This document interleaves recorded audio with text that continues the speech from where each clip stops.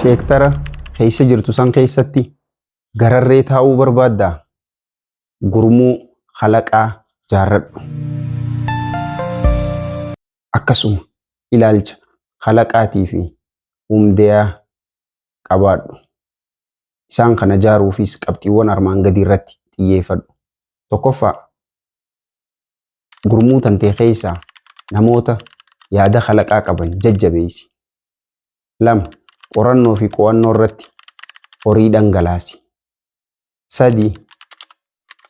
Namoota gurmuu tee keessa jiran warra yeroo maraahuu riskii kaalkuleeted taate fudhatan badhaasi. Haala kanaan aadaa kalaqaa dhaabbata kan kee keessa galchuudhaan yeroo maraahuu indaastirii keessa jirtu keessatti yookaan seektara keessa jirtu keessatti gararree akka teessu si godha. Kanaafuu kalaqa irratti horii dhangalaasuu hin sodaatin. Isaatu gubbaarra si kaaya waan ta'eef. Nu hordofuun dagatinaa, horiif hormaatan dhabinaa. Nagayaan naa tura.